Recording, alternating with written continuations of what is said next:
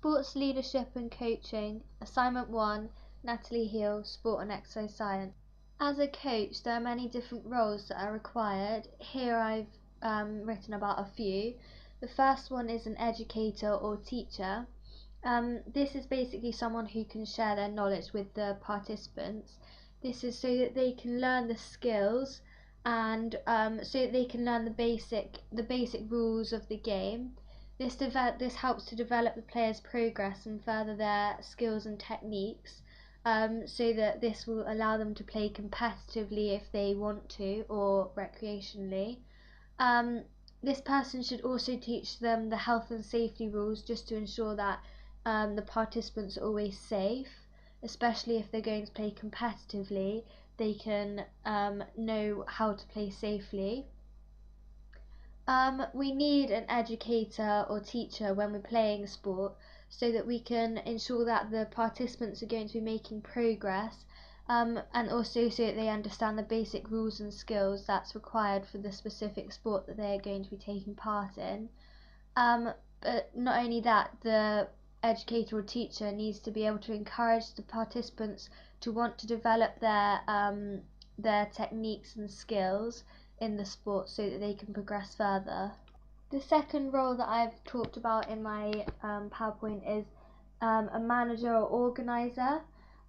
This is someone that will be able to make decisions for the team, but also has the responsibility of the players and to look after them and oversee how they're getting on, to ensure that they're all getting along well. This means that they're a very important part of the team. This person needs to have good confidence and communication skills so that they're able to speak to others, especially if some athletes need some help. They're needed in a team so that they can make decisions for the team and also the players, but also so that the players know their targets and visions. This person should be able to set targets for each participant, and they should allow them to reach these goals. This person should also organise matches and training sessions. In doing so, they should ensure their communication skills are good, so that they can communicate with the players, so that they can tell them when they need to be at training or matches, but also so that they can consider all players' views and ideas. The third role that I have spoken about is a trainer. This is someone that should have a good knowledge and experience of the sport and understands how to develop the players' ability.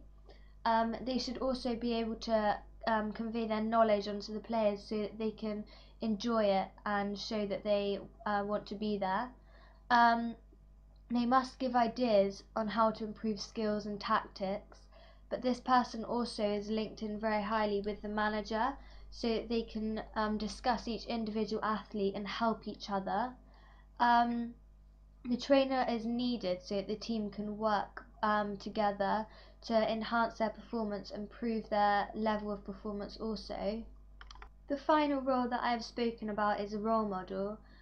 This is someone that an athlete should be able to look up to and speak to if they need advice, especially if they're struggling to do a specific skill. This means that they'd be able to go to this person for some advice or help on how to do this and how to do it correctly. Role models are needed so that athletes have someone to aspire to and look up to. They're also needed to set examples to watch and learn from, so that athletes can work towards goals that can be set by the role models, so that they feel that they're improving and gaining a higher understanding of the sport. My example of the educator or teacher is Carly Martin. She's a non-elite coach, but she coaches netball at college level. The reason that she's a good example is because she has a high understanding of the sport. She knows the rules and skills, and she knows a variety of different activities from playing the sport herself. This way she is able to share the knowledge that she has gained through playing the sport with the participants. As then participants that she teaches are non-elite level, this is very valuable to the players, and they can gain a higher understanding and look up to her. She has experience and therefore is able to share past experiences, able to share what works and what doesn't work. For example, in netball, centre pass out, she would be able to tell the players what she feels is best and where the ball should go on a centre pass out. Carly Martin's also able to progress her drills to allow the players to develop, as she understands the techniques and skills, the basic rules that are required. She doesn't move on until all of the participants are at the same level, to ensure that everyone understands and everyone is getting on well. An example of this is in a netball game, when learning and practicing new skills on a centre pass out, she's able to share knowledge and put out a new tactic in place for the whole team to improve their performance, but also to bring the team together. This will improve team cohesion. An example of a good manager or organiser is Alex Ferguson. He is an elite coach and men's football manager. The reason that he's so good at what he does is because primarily he's able to make decisions for the team, whether it be big or small, but because he has such a high understanding of the sport and he has a great knowledge of this, he's able to make correct decisions and good decisions for each individual participant. He also looks and oversees all the players with confidence and courage, which means that he's approachable for the participants, and that they can all get on well and share a good relationship. An example of this is if the team have played a game and he has an idea on how to bring in a new tactic, he would be able to suggest this to the trainer, and they can decide on tactics that could be used to aim higher and ensure that everyone knows their targets and goals for this also. My example of a trainer here is Rachel Edwards. She is a disabled football FA coach. The reason that I've chosen her as a good example of a trainer is because she has such a high understanding and knowledge and experience of the sport. So she understands and knows how to develop the players. She's able to give ideas on improving skills and tactics, but also she has patience with the participants. She helps the manager to organise games, but also she has a close bond with each individual athlete so that she can help them if they need it or give advice. This means that she's specialised and is able to help everyone on the team. The reason that I've chosen Stuart Lancaster as a role model is because not only is he an ex-player, he's played for the under-18s and under-20s Scotland team. He's also had numerous coaching roles with high teams such as Leeds. This means that he is respected by the participants of his team, and he can really share his knowledge, and his team can look up to him and aspire to him.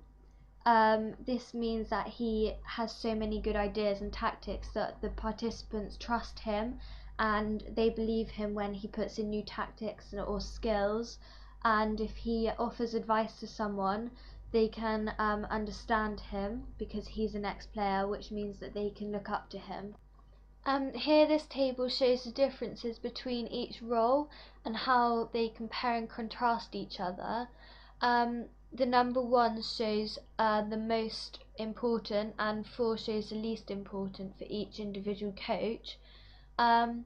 Therefore, this shows that each coach is required to do many different things, but shows that to be successful, each coach requires different elements. For an example, Alex Ferguson compared to Carly Martin is that Carly has more of a training and teaching role, but Alex Ferguson has more of an organisation role, but both are still very successful. Also, comparing Rachel Edwards to Stuart Lancaster is that Rachel is more of a role to develop and progress a player's performance.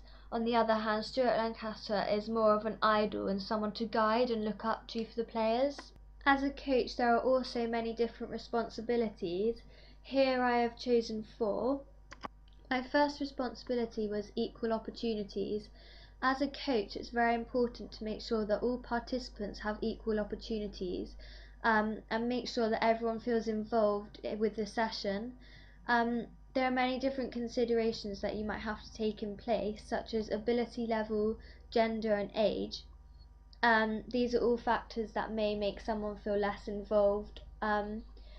Equal opportunities in sport is needed to ensure that all participants have the same opportunities, but also it's needed from a coach so that all participants feel equally treated and there's no discrimination. The second responsibility that I've chosen is professional behaviour.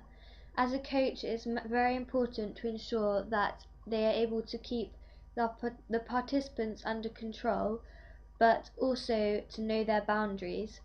As a coach, they must act in a controlled way by using good body language and maintaining an adult attitude.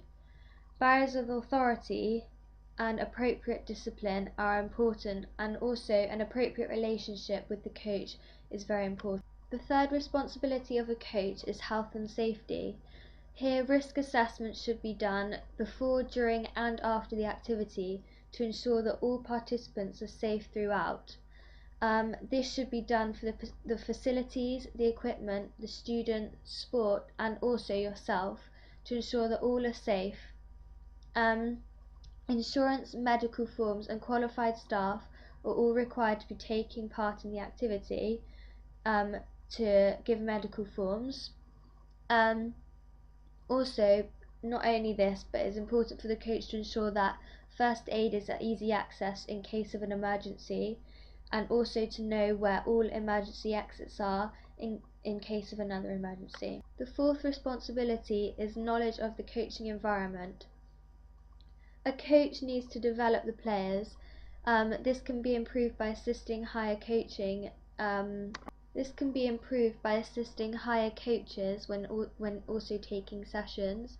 Not only this, but the coach should always check the GB regulations to also gain a higher understanding and higher qualifications.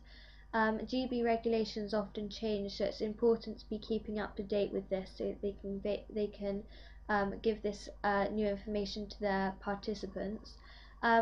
It's also important for a coach to gain higher qualifications when possible. Knowledge of the coaching environment is needed to ensure that the coach is aware of any changes to the sports regulations, and also important for their knowledge as well, and also to move forward. An example of a coach that I've chosen for equal opportunities is Tony Larkin. He is an elite coach and he coaches the Team GB men's blind football team. As Tony Larkin coaches a disability sport, he is able to see when others may not be feeling involved. This way he's able to encourage them to join in. An example of this is if a player cannot master a skill, he will be able to help them individually to do this so that they can join in with others and feel ready to perform. This way that the player is able to feel involved and get on with the others as well. My example of a coach for professional behaviour was Bill Furness. This is Rebecca Addington's coach, so he is an elite coach. Rebecca Addington is a Team GB swimmer and she was in the Olympics. As a swimming coach, it's very important to be able to stay in a professional behaviour, and obviously Bill Furness is able to do this.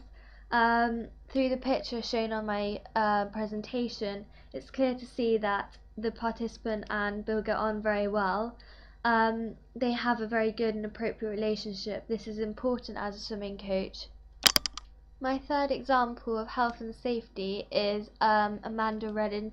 She is Beth Twiddle's coach, which means she's an elite coach. Beth Twiddle is a gymnast. Gymnastics can be very dangerous, so therefore it's important for Amanda to ensure that her participant is always safe, and also herself. This means that she must take out regular risk assessments to keep her participant in a safe environment. This is very important and a good thing to be doing.